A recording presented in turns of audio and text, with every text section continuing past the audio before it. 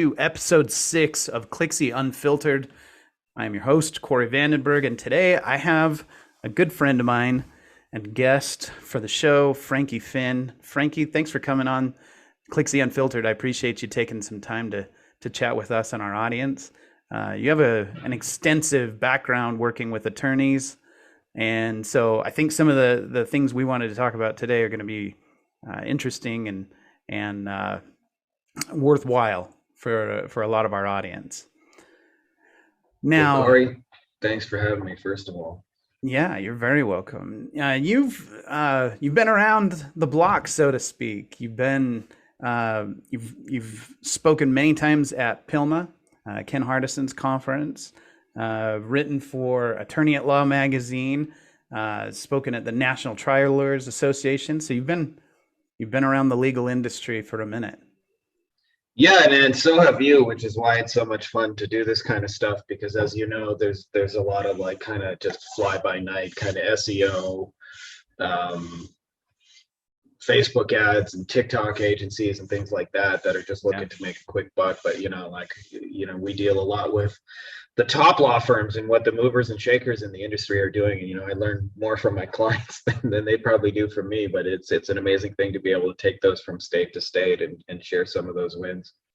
Well, what really made me want to have you come on is I think the minute we started talking about digital ads and sort of the nexus there between retargeting and paid ads, I realized that you and I had a very similar insight and thought process in the way we were approaching it. So I'll try to kind of set the stage a little bit just for the listening audience. The way I typically approach when anybody asks me, should I be doing retargeting or remarketing?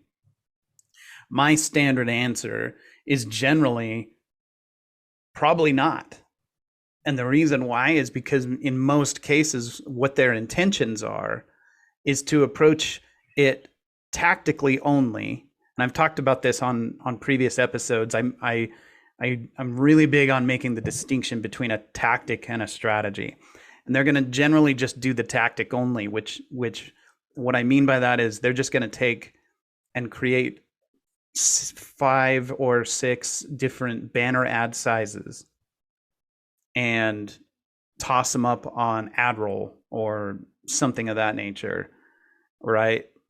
Maybe if they're really fancy, maybe they'll also copy paste over to Facebook and manage to get like some social retargeting and then the display network stuff, right?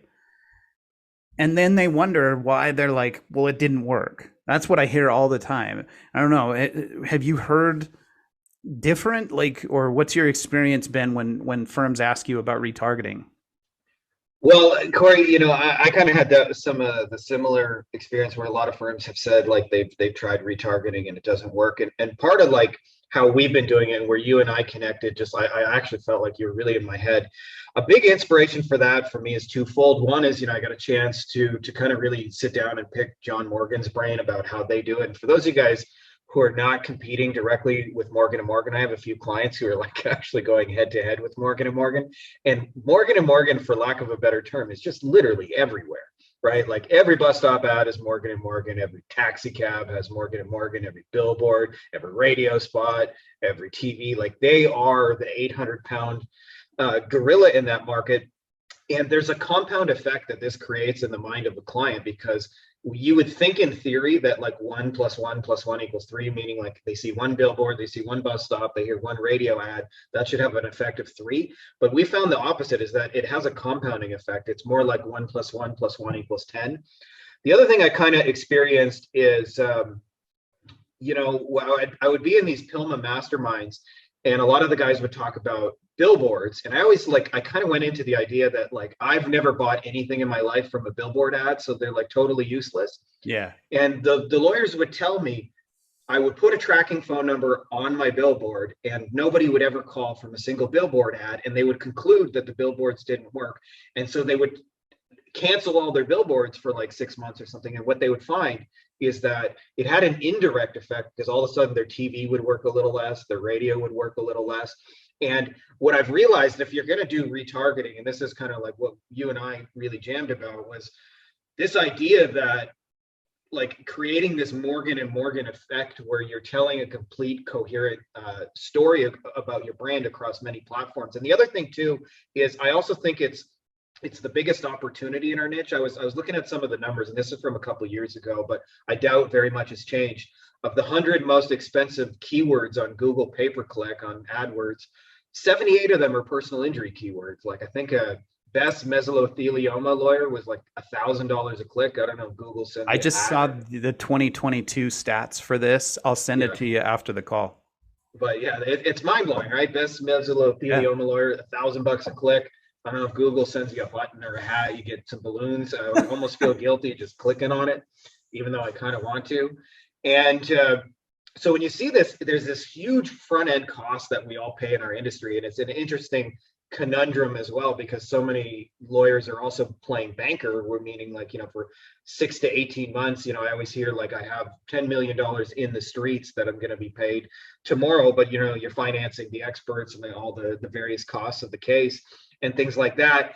And retargeting, where this really fits in my mind, is it's like dirt cheap, is like taking the people who've almost hired your law firm that you may have spent $200, especially if you're in a big city, to generate like a single click, and you can do like a massive amount of follow-up for that person for like 50 cents. Like we're actually, I'm just looking at the numbers on our YouTube.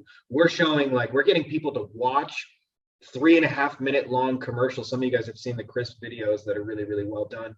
And, we're using some of those, and we're getting them for like 1-2 cents, like in the personal injury space in 2022, where you can't really do that, right? And so what we found is the best way to do it is to have that Morgan and Morgan effect, where instead of just having like one kind of willy-nilly retargeting ad, is like make your law firm as extreme top of mind as you can to somebody who's shown interest in them. And the other thing is, like most injury law firms have maximum like a few thousand visitors a month. So you're not like paying to reach millions and millions of people. You're instead following up with a few thousand people who've shown interest in your law firm. So I think that's the biggest untapped opportunity, because I don't know what the actual numbers are across the industry wide, but I've read from Google at one point that the average conversion rate for local keywords is 4.25%, which means like basically if 20 people visit your website, 19 of them aren't going to pick up the phone and call you or fill out an email form. So there's still 19 people that are like 90% of the way to hiring your law firm that for whatever reason didn't. And to me, that's like the single biggest untapped kind of market in the entire niche, is these people who almost hired your law firm, is just doing a really well detailed, and like you said, instead of just like putting up one little banner ad, is telling a complete brand story, which means all your testimonials, who you are, what you're about, your attorney profiles, your case settlements, if your state bar allows it, and like really telling a whole story, your points of differentiation, your awards, your reviews. And when you put all of that together in a comprehensive way, it tells a much better story. As my dog's barking in the background, I hope that's part of the fun of the podcast. Yeah, 100%. And I think this is where we started chatting, because my like the only deviation or maybe additional aspect that I would add to that is, I think it makes a lot of sense if you're going to go to all that trouble and you're going to tell this really cohesive brand story, if there's a way to personalize it to the visitors, so that if they came in on a truck page, well, tell them your brand story through a truck lens. Right? Show some truck reviews, talk about some of the truck cases, talk about how you approach truck, litigation, right? Just that little bit. And you're only really talking about, everybody generally wants motor vehicle cases. So you're really only talking about having to personalize a campaign for like maybe 3 or 4 verticals, right? Truck, motorcycle, auto,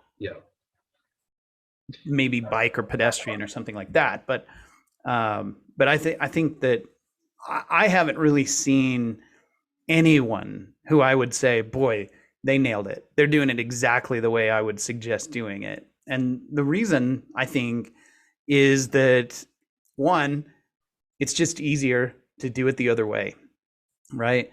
And that's sort of the default offer that the market came up with, is this cheap, fast banner ad version of retargeting. And so now it's sort of become normalized that that's what retargeting is. But also, every time I tell this concept to any law firm, they're like, yeah, this sounds amazing. Gosh, that makes so much sense. We should do that, until they start to realize that, like, planning this out is not all that dissimilar to planning out any other campaign. You're going to have creative, you're going to have some time on the storyboarding, you're going to have a lot of those elements that are going to need to go into the process. How have you typically approached sort of the foundational aspect? Well, to be honest, Corey, I got this idea, and it seems like you and I have been like kind of like, somehow in the ether picking up the same kind of idea at the same time. I have a client I'm working with down in Corpus Christi, Texas, and they went through and they got one of these beautiful, crisp brand videos made. I think, if I'm not mistaken, they're about 12 grand for a video, something like that. They come down and they shoot it, and it was one of the best videos I've ever seen for an attorney ever, and I still reference it. And I went to go show somebody like how well done this video was. I was showing another client, and the video had like 100 views. And I was like, it was almost a crime to me that a video that good could only have 100 views, especially because I know for a fact they have a few thousand visitors every month. Like the people who should see that are the ones who are already interested in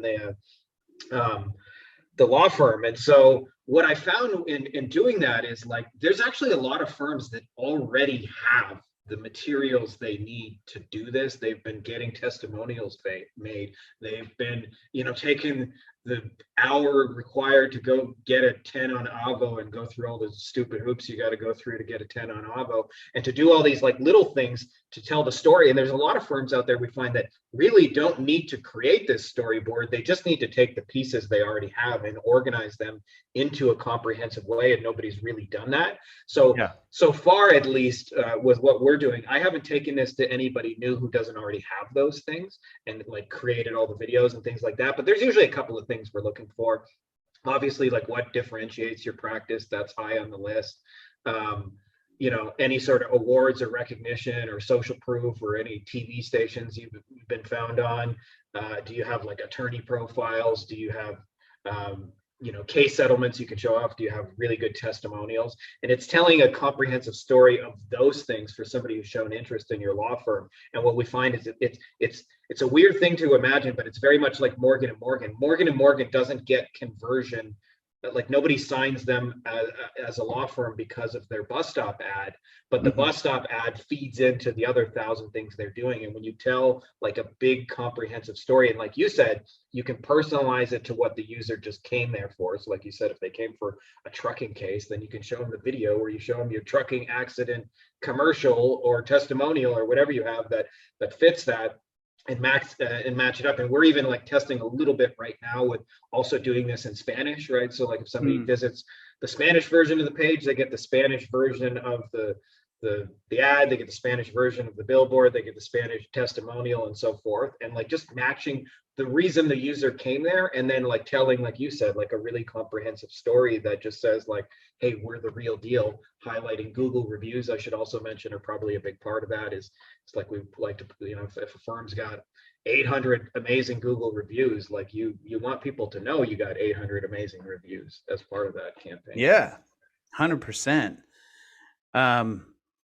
Speaking of that, we just actually had several, I want to say 4 different accounts off the top of my head that I can think of. You mentioned the reviews. That to me is becoming so integral in every aspect of people's marketing. The being able to show social proof, show the guy on the street or the woman on the street that like, hey, we've helped you. They're like you, right? And they can relate. I think that's another aspect of like media and retargeting that is oftentimes done incorrectly, is that it's too much about the attorney. It's Yeah. too inwardly focused, right?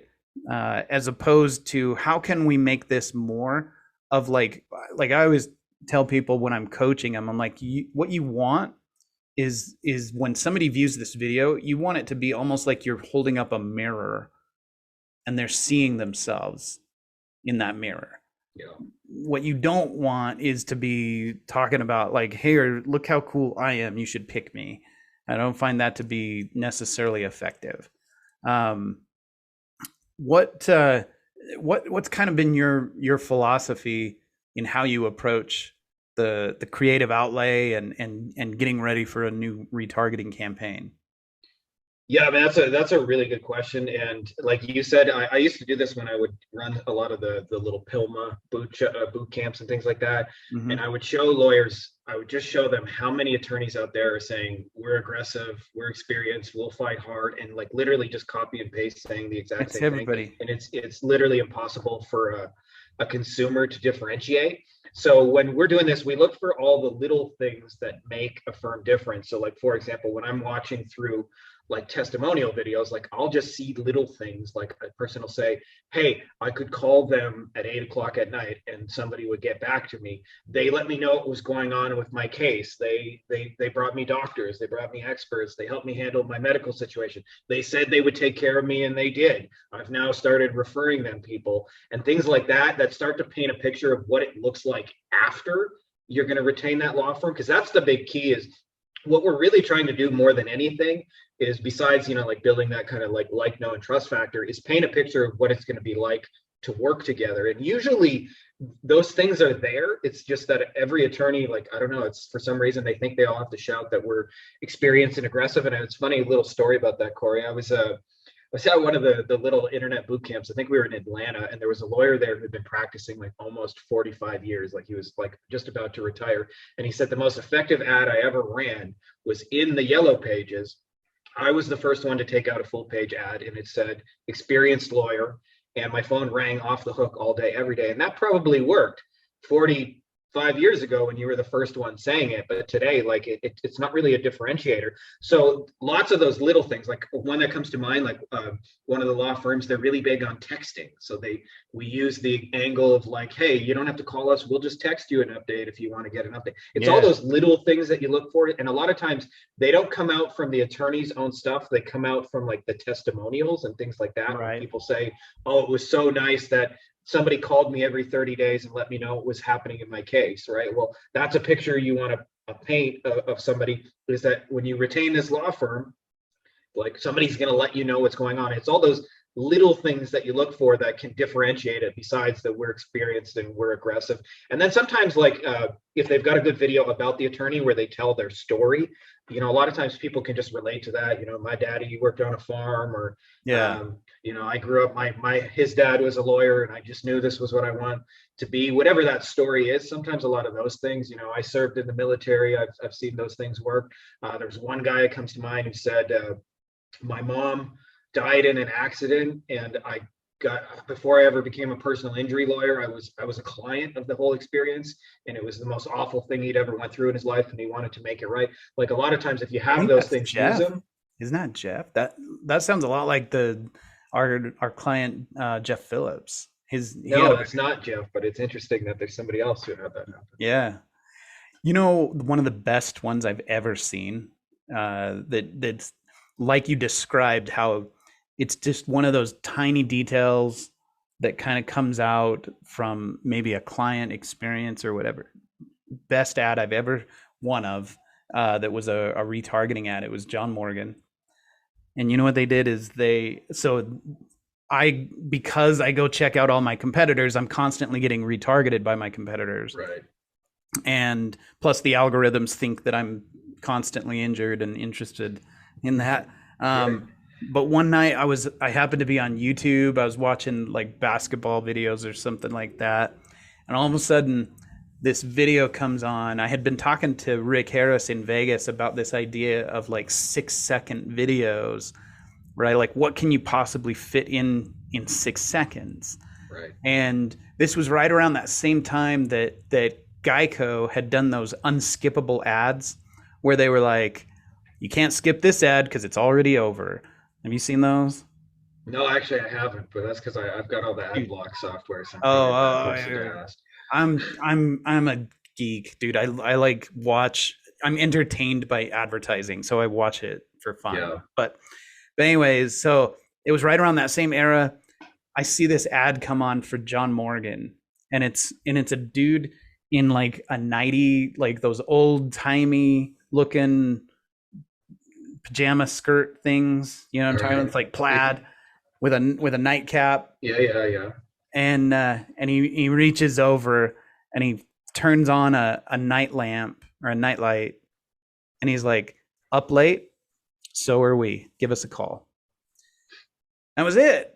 But like the awareness of, hey, let's retarget them at a particular time of day and see if they're up late. Let's Yeah, personalize a message to those people. It's yeah. fantastic. I don't know how well it ever performed. I'd love to ask John someday, but Yeah, anyway. he's got some brilliant ones too. I'm like you. I don't necessarily get all the retargeting, but I definitely check out a lot of attorney ads. And he had one, I remember it's a 30-second commercial spot that they used on TV, but you can find it on YouTube. And he's saying, when you're in an accident, evidence starts disappearing quickly, and it's really important to act quickly. And then the lights shut off in the commercial, and he says, like, what color are my cufflinks?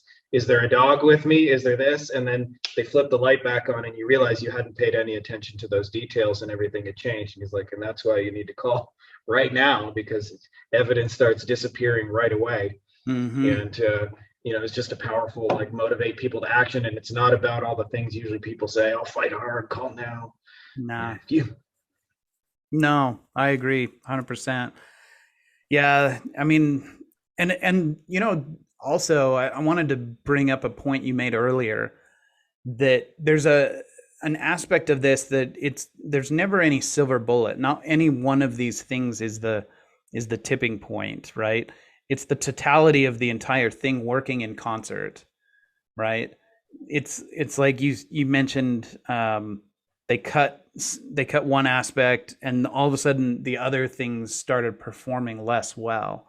And I've seen that like over and over and over with SEO and pay per click, where we'll have firms that'll come to us and say, hey, listen, we're not a TV firm. We don't want to do TV.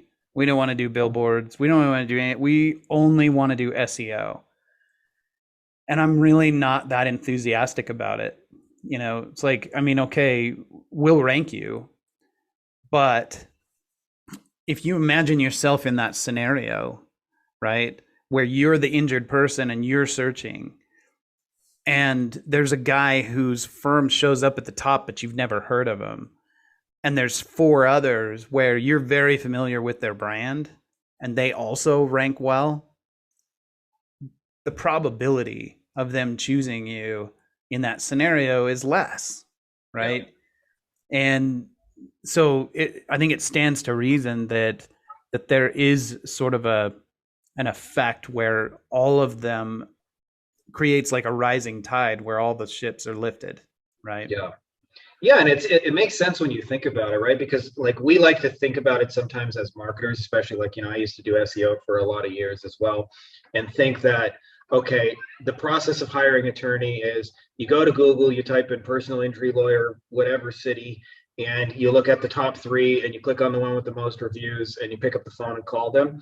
But in reality, there's like a relationship that's been forged often long before that point. And I saw this. I was doing some consulting with a really big firm in Jacksonville, Florida, and they're like the two brothers who are like the 800-pound gorillas. And I remember we were going for lunch in their city, and they're like celebrities because they've been running TV ads for 35 years, and people would like take pictures. And it's very strange for me. We're sitting down, for lunch, and people are taking our pictures, pointing out like, that's the guy. I know him from the TV ad. Yeah. And he told me that he can basically run any commercial and it'll crush it in Jacksonville because they've had 35 years of branding. And they said, we're breaking into other new markets in the area, some like like 100 or 200 miles away. And he said, And the same ads that work in our city where we have 35 years of branding don't work the same way in a new market because they don't have that familiarity with us. They haven't heard from us for 3.5 decades. And therefore, we're starting at zero relationship. We're starting at zero trust. And therefore, it's more of like an uphill battle to like move that boulder. And I don't think it's any different in SEO, right? Like you said, if I go to Google and one of those people has been advertising to me for 35 years, even if they're number 2 or number 3 on Google, I'm probably going to go 1 or 2 more spots past and go, hey, I know those guys. I've seen those guys. You know, the trust factor is just higher. And it's really about, like, when you understand that, what we're really trying to do is create these relationships as deep and fast as possible. And I think retargeting gives us a way because it doesn't, like you said, it doesn't require one ad to do it. You can create this Morgan and Morgan effect, you know, often in under like 30 days for pennies on the dollar. And you can tell like a complete brand story because it's like, in their case, it wasn't any one commercial that was crushing. It was the fact that they've had hundreds and hundreds of commercials for 3.5 decades and people had seen them over and over and over and over and over. And that affects like SEO, that affects whether people click on the ads in the first place, right? And like you said, if they show up just thinking that SEO alone is this magic bullet and they don't have to do anything else with it, you know, it can still help a firm, but like you said, it won't have the same depth as if they're focusing on building the relationship in all the other ways. Yeah, absolutely, absolutely. Well, parting shot, man. What if you had the opportunity right now just to kind of give some words of wisdom and how you would like to, you know, have people consider retargeting and the overall premise, what would you like to leave them with? I would say, like, you know, like what we just discussed is like the biggest version of it, the Morgan and Morgan. And I understand that can sound like big and hairy and complicated, and there's a lot of tech involved in the setup. Yeah. But what I would do is, if you're thinking about doing it, is just find like 3 to 5 things that make your firm different and stand out, whether that's your reviews or your story or your wins and your, you know, case results and whatever you have, and use it and use that instead of just like putting up a billboard that says we exist and we're experienced and we'll fight hard, and start to tell differentiating factors that make you the obvious choice. And then I would say just do it. Like, even if you can just start with one, like what we're doing, you know, Corey, as you've talked about, is really hitting them on every major social media platform they can go. But before you jump in and do all of those, like start with one and start telling a story, and you can add to it and you can get bigger and bigger as you do it. But it starts like with you, like you said. Believe it or not, the tech is what scares people the most, but the more important thing is the strategy. And so that can be done on a whiteboard. It's just like find the 3 to 5 things that make you guys different and lead with that, and then use that as the basis of your retargeting. And it'll generally work a lot better than just, like you said, like putting up a billboard saying we exist still, call us. I love it. I love it. I'll add to that with my own, that generally when people ask me what's like the one thing I could do, whether I'm, you know, able to compete with John Morgan or whether I'm a new guy that's just starting out, is the most interesting thing about you and your firm is the one thing no one else has, and that's your client and their story. Yeah. That is always a differentiator, and lean into it, right? There's always interesting things that you can dig out of the stories that come from your work and the lives of the people you helped. Yeah. That's, to me, that's where the gold is. That's what's untapped for most of these firms. Yeah, and like you said, it's often the little things. It's like we're always looking for this big differentiating, like summarized in a statement, but like it's always the little things. You know, like I said, like we text you. I hear a lot like, hey, this law firm made me feel like family. When I walked in the door, somebody gave me a hug. Like that's a differentiating factor. It's like, oh, we got a hug. Like they gave me the office tour when I walked in. Everybody gave me a handwritten card. Like all those little things are what make you different. And so embrace all the little things and tell that story instead of trying to find like the one giant thing. Because at the end of the day, I think on the macro level, we all in this industry do the same kind of thing. We help people in accidents, you know, get settlements from insurance companies who are, you know, borderline criminal. And, you know, that's all the same between most firms, but there's 10,000 little things that make you different. And like you said, Corey, those are always found in the client stories. Frankie, dude, This has been a lot of fun. I have one other topic that I wanted to bring up. Do you have a few minutes more? Yeah, let's do it. Okay. So I've had a lot of firms coming and asking me over the last year to take over their PPC. And I've been surprising them because I'm very reluctant to do so. And I've been telling a lot of them no. And the reason why is I think that we're in a transitory period right now where Google is making the change over to machine learning. They've been pushing it for the last 2 years really heavily, right? With Performance Max and AI bidding and AI targeting. And what I'm seeing is that this has particularly become problematic for law firms because their conversions aren't like e-commerce conversions where there's a closed loop and the data can be given back to the machine. Right? It's like, how is the machine going to learn when your intake is converting them and then they're getting moved to a case manager and then there may not be a resolution for 6 months to a year? So how's Google ever going to know if all you're ever reporting is form fills and phone calls, chats? How's Google going to possibly know what's a good conversion and what isn't? Like there's no correlation. It's random. Who gets hurt is random, right? The quality of a case is random. It's not the same thing as somebody who's interested in t-shirts or cars or whatever, just physical products. Obviously there's clues and cues that you can pick up on. It's a lot harder to really discern, like, oh, there's somebody who is about to get injured or who just did, right? And so I wanted to get your take on this idea. One, have you seen this or a similar pattern? Do you have a different take than me on sort of the state of PPC in the legal space right now? And where do you see it going? That is a heavy question, my friend, and I'm glad that your evil genius brain is going there. I do not claim to have a crystal ball about that, but I do have some kind of thoughts on that. And you're very much right. Like you said, e-commerce, they click the ad, they buy the shirt. It's very neat, fits into a little package. In our case, like you said, even just a keyword like personal injury lawyer Atlanta. Mm-hmm. Is that person, were they an offender bender at the mall where like their bumpers touched and nothing happened, or is it a $500,000 trucking accident case? Like there's no easy way to aggregate that kind of data and figure it. My kind of thoughts on it though are even simpler than that, which is I had a mentor who described the process of hiring an attorney as like a golf course. And what he described is like kind of like metaphorically like balls going down the hole, where at the start of the journey, they're 450 yards away from the hole being like, becoming a client and all those things.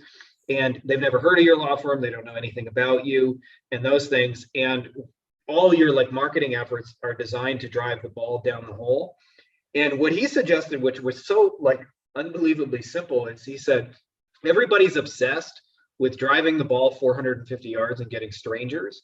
And what I found is like, there's certainly value in doing that. But as we mentioned at the top of this, like it's literally the most competitive pay-per-click niche on the face of the earth, and it has the worst data, as you clearly pointed out. But to me, like the opportunity is actually working in reverse, which is starting with the balls closest to the hole. So I see this all the time where I would do consulting with like really big law firms, and I would also do consulting with like kind of smaller law firms. And I would always hear things with the smaller law firms like, I can't afford to compete with the TV guys, and their budgets are too big and they have endlessly deep pockets. And then when I would deal with those same really big law firms that supposedly have endlessly deep pockets, I would find that almost always is they had a better back end, meaning like, as to put it really simply, like one lawyer told me, I'll spend $6,000 to get a $6,000 case. And the reason he'd do that is because he knew his referral systems would work and he would get one or two people. And so maybe he wouldn't make it back for like 2 or 3 years, but he could afford to break even on year one because he knew on year 2 and year 3, he wouldn't have to pay that marketing cost to do it. And so they would have better back end referral systems. And so I think the biggest opportunity for most firms is actually how they handle referrals.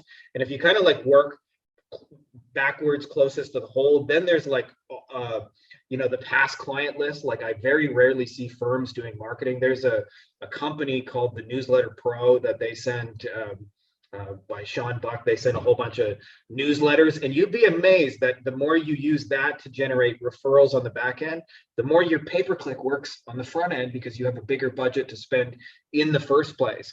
Then I see, like, as we've talked about retargeting, there's these people who like, they got in an accident, they did all kinds of research, they Googled firms, they clicked on websites, they read reviews, they're almost there to hiring you. They're like 90% of the way to the hole. Maybe they're not on the green, but they're like nearby where you could probably chip them, and you don't have like nearly as far to go.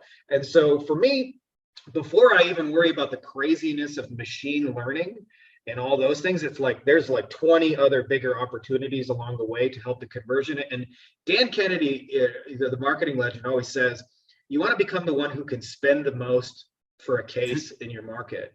And so much of that is actually what happens after. Like I said, I've seen it time and time again, where the big TV guys are the big TV guys because they know how to generate referrals and things after the case. And because of that, they can spend more on the front end to go get a case. And so to me, it's machine learning or not, it's going to come down to who knows best how to like really fully utilize that resource called the client relationship. And like I said, to turn that into referrals, to whether that's going to trial and getting an extra $2,000 or $3,000 per case or whatever, things like that. The more you do those things, the more you're going to be able to outspend everyone else, and those things will be less of a factor. Having said that, I think it's going to be a wildly interesting time to see how Google tries and figures all this out, because like you said, it's not a simple closed loop. So other than like form fills and phone calls, like how do you track that? And I honestly have no idea. And then the other thing, as we've mentioned, if it was as simple as like Google personal injury lawyer Atlanta, click ad, phone call, done, and relationships weren't a factor, and how often they've seen your brand, and have they, like, it's a very different experience if they for 20 years drove by your billboard on the highway and then get in an accident and then Google and then go, oh, that's the guy I've seen his billboard every day on the way to work. They're going to have a different experience than if like that's their first exposure to you. And so I just look at like, what are the factors within our control? And to me, the biggest opportunities for most law firms are all those things close to the holes, which are their referrals, which are the people who almost hired them. And then, as you mentioned, which a lot of law firms don't want to deal with, is I hear all the time on the intake side, we get 100% of the cases. If we want a case, we sign it, and pretty much never is that true. No. It's more like 50%. And if you ever audit those things with ghost calls and mystery calls, they're usually abysmal. And it's scary to think about it, but the person who's getting paid the least in your law firm actually has the biggest swing on whether or not you're going to get cases. So to me, like, if you want to be able to spend on Google pay-per-click, you have to master that phone, and everybody in your firm has to know what they're doing and to be able to convert and understand how like that process works, because you're not going to be able to even afford to do Google pay-per-click if you can't convert on the phone, because somebody else who does it, 50% better than you is going to be able to spend more money. Otherwise, you're just going to find like, really expensive clicks that go nowhere and seem like, so I don't necessarily know where the industry is going, but it's certainly going to be an exciting time. But I think if you maximize like what's within your control, that somehow that machine learning part of it will probably take care of itself better than the firms who don't adapt that way. Well, I think that's a good insight. And I agree. I mean, neither one of us has a crystal ball. I do think, though, that where I suspect that it goes eventually, maybe within 5-6 years, is that our job becomes more about sanitizing data and ensuring that data is being correctly fed. And I think that kind of in many respects goes back to what we've been saying about the retargeting, that if you want to be retargeting well, what does it first start with? It first starts with the messaging. Like, you want to be ensuring that that is a way of segmenting your audience, right? Is not only does it identify who your audience is, it identifies who your audience isn't, right? By narrowing down to a particular page's topic and really coalescing the messaging around, oh, this is a truck visitor, right? So you're cleaning up the data through the way that you're laying out the campaign strategically. And I think the same thing is going to end up happening in the pay-per-click side of things, which is to say that whoever figures out how to close that loop for legal, where you can accurately feed conversions back into the machine, they're going to start winning, because they're going to definitely be the one who can pay the most and still make it back. Yeah, definitely.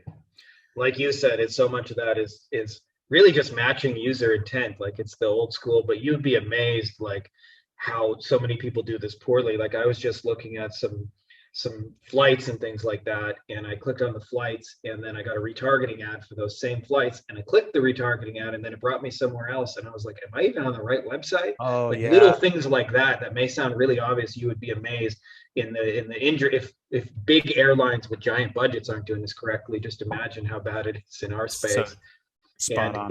It's the same kind of thing, like you mentioned, and like, it sounds simple in practice that if you visited a trucking accident page, that you should see trucking accident testimonials and videos and things that you're great about, but it very rarely is anybody doing that actually in practice. It's usually, like you said, just a billboard that says, hey, we still exist, in case you forgot about us. Exactly.